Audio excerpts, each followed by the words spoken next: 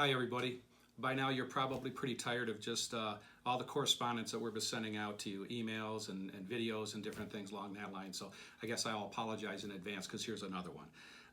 Listen, it's just really important to me, to all of us here at Provision, that we just continue to communicate with you and just make ourselves available during this tough time that we're seeing in the market as well as a country with the virus that's going on. So I try not to make this too long, but I just wanted to get you up to date on a couple different things. So what I'd like to do is I'd like to hit on three different areas this morning, just real quick here. First of all, of course, the coronavirus, where we're at with everything, how things are going, things along that line.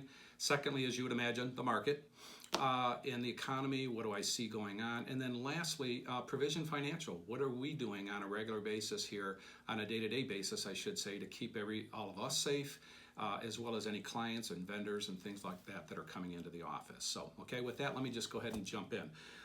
First of all, let's just get an update on the coronavirus. Again, I'm not a medical person. I don't even claim to go anywhere near being knowledgeable on that area. But just as a summary of some of the things that we have been following quite regularly, there was a mess up at the very beginning. I think most of us have heard from the CDC with the tests that first came up as far as to test people to see if they're positive for contracting the virus. That has been corrected, obviously, and now there are a substantial amount of these tests that are available throughout the United States, mostly at medical facilities, hospitals, things along that line. So that is good news, obviously.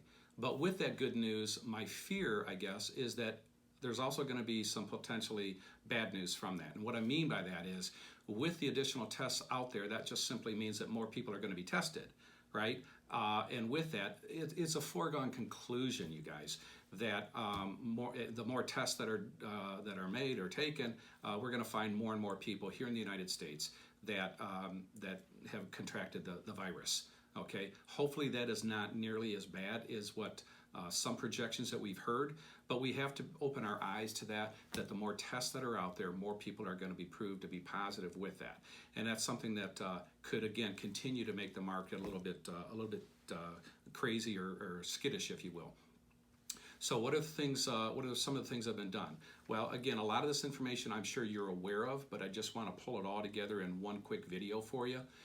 President Trump and Congress got together and they passed a package, if you will, for $8.3 billion to be made available for the coronavirus situation.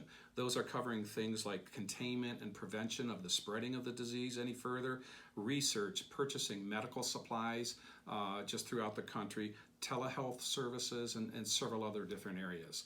So $8.3 billion, that's already been passed. The president has signed, it's already in place. On top of that, I'm sure most of you watched the president's Oval Office speech last night. So two major things came out of that. First and foremost, an additional $50 billion is being made available to the Small Business Administration.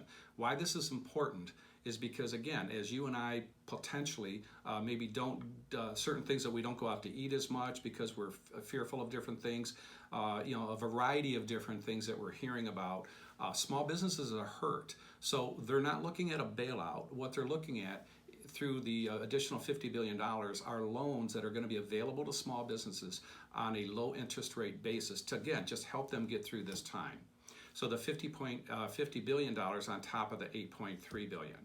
On top of that, Congress continues to work with the president on yet additional things that they're looking to do to help any way that they can. The president had put out different ideas, for example, a suspension, if you will, of the payroll tax from you and I, from our paychecks, if you will, to, again, pump what some are predicting to be upwards to $200 billion into the economy. Some people, one of the things that they had talked about is to do a delay for those that are affected by the virus, to do a potential delay in the April 15th tax date. So we don't know exactly what's going to come together completely at this point, but those are things that are being talked about. Congress is looking at things like extending unemployment rates, insurance, I should say. They're looking at paid leave for those that are affected by the virus. Several different things are in the talk, and again, all of these things, of course, are going to help contain and do good for the American people as we find ourselves going through this situation.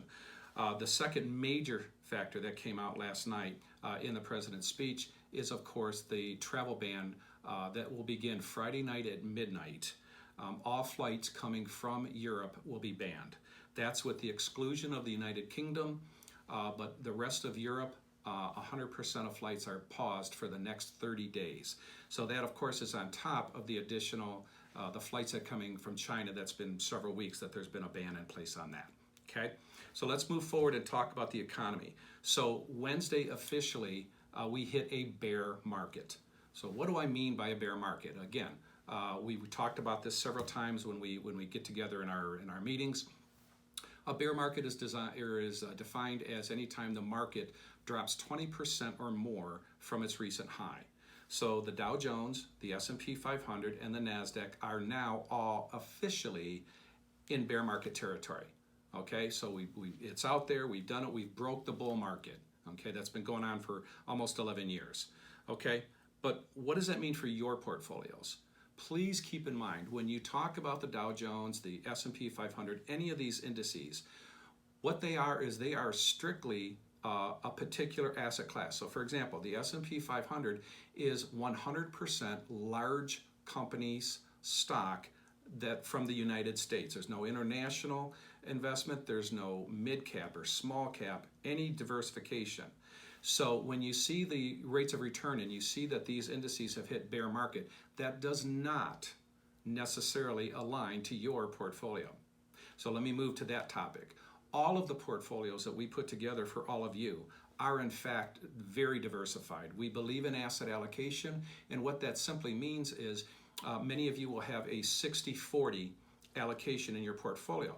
That means 60% of your dollars are diversified into a variety of different stock positions. As I mentioned earlier, large cap, mid cap, small cap, growth, value, international, etc. But also in that example of a 60-40 portfolio, you'll have 40% that's in a variety of bonds. And why that's so important is bonds oftentimes work as a buffer to the equities when they're going down. Last week, the Federal Reserve lowered interest rates 50 basis points, or what we call 0.5%. That's a good thing for bonds. We don't know what the Federal Reserve is going to do moving forward, but again, that's why it's important to diversify a portfolio so that you have things working in opposite directions. So some of you may have a 60-40 portfolio, some of you may have an 80-20 portfolio, but again, it's diversified, so please do not align it directly with what you're seeing with your portfolio.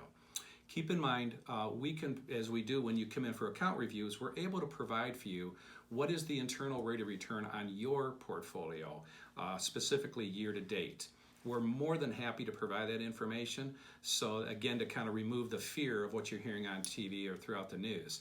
So if anybody is of interest to get that information, just reach out to us, let us know, and we'll get that information to you as quickly as possible. Lastly, what about Provision Financial? So again, we take very serious the situation that we're seeing right now with the virus.